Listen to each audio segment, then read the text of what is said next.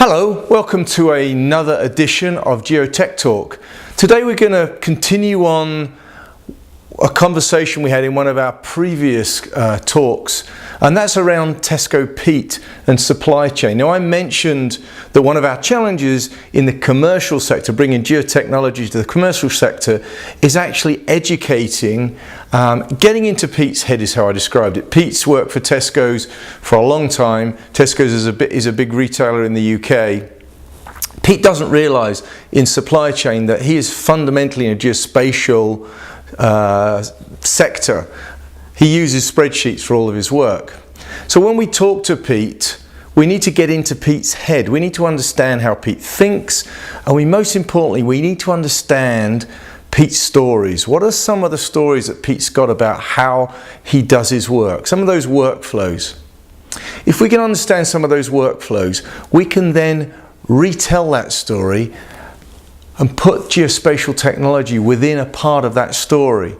That helps Pete understand the power of the technology to change his workflows to solve particular problems. So I'll argue in this particular GeoTech talk that fundamentally you need to get into Pete's head. You need to understand that story and redefine it. How do we do that? We actually go ahead and apply the MVP approach, so minimum viable product. If you can understand a particular workflow, a simple workflow that Pete has, and you can produce, and in Pete's world, in supply chain, managing, tracking and monitoring are three really key areas to him. And with IoT, we're now able to do some things we could never do before. So can you produce an MVP? And again, if you've not read about MVPs, read books about Intuit, 3M. They are two big organizations that apply this technology, apply this approach. An MVP basically is to color the picture for somebody like Pete. So produce not a product, produce something that colors a picture, a simple application. For example, not complete. The old approach of if we build it, they will come no longer applies. Build something simple, present it to Pete. Does this solve something that you're doing, or does this simplify a workflow you've got? You'll get Pete's attention from there.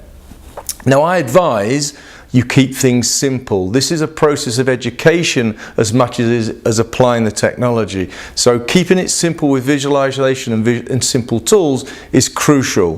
One of the mistakes GIS has made, or one of the problems in the GIS world, is that you always require GIS trained staff. I don't care what people say about that, you do.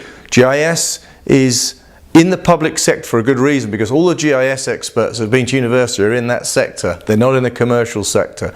So it's got to be simple. It can't require staff that are trained in GIS to put in place this product, if it becomes a product from the MVP.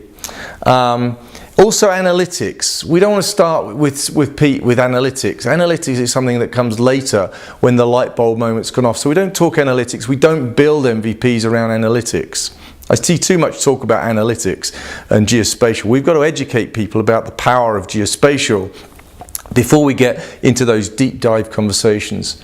So I would argue that if Pete likes your MVP and you build out a focused solution, which I think is one key place, it's not the only place, it's one key place that we will get engagement of the commercial sector, I would argue again that that focused solution needs to be a cloud solution.